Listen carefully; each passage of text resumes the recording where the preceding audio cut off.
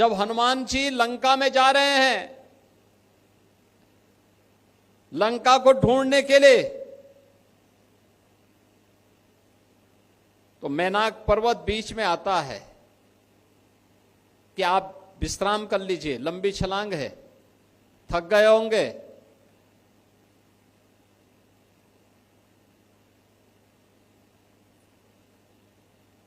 हनुमान जी तो कहते हैं कि राम काज कीन्हे बिना मोहि कहां विश्राम,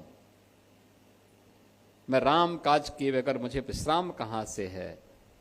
और तब चर्चा होती है कि सनातन धर्म क्या है। ये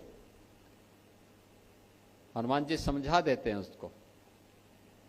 सनातन धर्म बहुत छोटी सी व्याख्या है, उन्होंने एक बहुत छोटी सी परिभाषा कर दी। उन्होंने कहा कि देखिए, कृते च प्रति कर्तव्यम ऐसा धर्म सनातना, ऐसा वही, यानी कर्ता के द्वारा किए गए उपकार के प्रति किसी भी प्रकार का धन्यवाद ज्ञापित होना, यही सनातन धर्म है और यही हमारी पहचान है। आज हम गौ की पूजा करते हैं इसलिए क्योंकि गौ हमारी संस्कृति, हमारी भारतीय सनातन धर्म की प्रतीक है।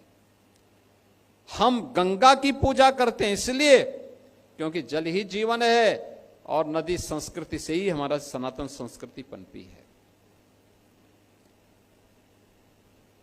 भगवान राम, भगवान कृष्ण, भगवान विश्वनाथ, मां गंगा, मां यमुना, मां सरयू, इन सब की पूजा हम इसलिए करते हैं क्योंकि हमारे प्रतीक हैं। हर सनातन धर्मावलंबी जीवन के रहस्य को सनातन धर्मावलंबी से बढ़कर के कोई दुनिया के अंदर नहीं समझा। कोई मत, कोई मजहब, कोई संप्रदाय जीवन के रहस्य को नहीं समझ पाया सिवाय सनातन धर्मावलंबी के। हमने तो स्वर्ग को तुच्छ माना है। क्षीणे पुणे मृतलोका वसंती। अब क्या है? हमने कहा स्वर्ग से भी ऊपर कुछ है और वह है मोक्ष। एक सन्यासी, एक साधु, एक योगी केवल अपनी व्यक्तिगत मोक्ष की आकांक्षा के साथ कार्य नहीं करता है, वो अपेक्षा करता है। धर्म को उसने केवल मोक्ष प्राप्ति का साधन नहीं माना है।